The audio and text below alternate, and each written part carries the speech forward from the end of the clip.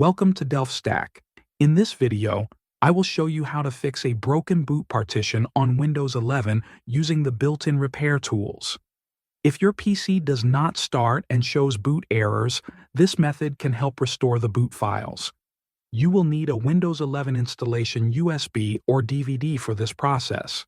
First, insert your Windows 11 installation media into your computer. Restart the system and boot from the USB or DVD. If you do not see the setup screen, you may need to press a boot menu key like F12, F9, or ESC during startup and select the USB drive.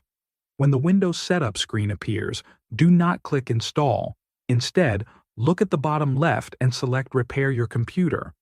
On the next screen, choose Troubleshoot. Then select Advanced Options. From there, click on Command Prompt. This opens a black command window where we will fix the boot partition. Now we will run a few repair commands. Type the first command and press Enter. Bootrec, fixmbr. This command repairs the master boot record. Next, type and run this command. Bootrec, fixboot. This fixes the boot sector. Now type the next command. Bootrec, scanos. This scans your system for installed Windows versions. Finally, type this command and press Enter. Bootrec, rebuild BCD.